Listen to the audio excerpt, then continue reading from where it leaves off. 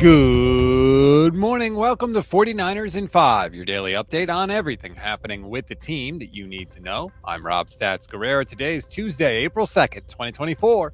Here's what's happening with your San Francisco 49ers.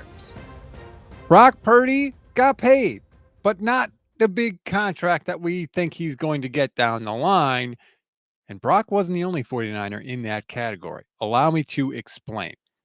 The NFL has something called the performance-based pay program. The program gives bonuses to players based on playing time and their regular pay. Brock Purdy got a nice little chunk of change because obviously being a seventh round pick, you don't usually expect that guy to start every game. Brock got an extra $739,395. That, by the way, is 83% of his entire salary for the entire season. So it just goes to show you the bargain the 49ers were getting and how nice this boost is for Brock Purdy because he basically got paid twice.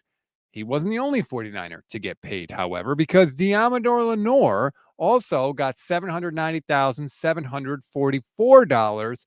And look, that's got to feel good for Lenore, right? He has finally started to get a little bit of attention for just how good of a player he has been for the 49ers. And it's a perfect time for him. He's a free agent after this season. In fact, 3/4 of the 49ers' entire secondary is a free agent after the 2024 season. Deommodore Lenor, Mooney Ward, and Talanoa Hufanga are all set to hit the open market. So it is imperative for the 49ers. They have to get at least one good corner or safety out of this draft if they are going to keep winning the way they have won in the past 5 years. We always give you one thing to read, one thing to watch, and one thing you might have missed. One thing to read on this Tuesday. If you don't want to go fishing around for a bunch of mock drafts, click on the link in the description of this episode. It'll take you to NBC Sports Bay Area. They have one article that has about 5 different mock drafts in it, whose draft it was, who the 49ers are taking, and why they are taking that player. It's always nice to kind of get a big picture, sort of zoom out look at what the quote unquote experts are saying about the draft.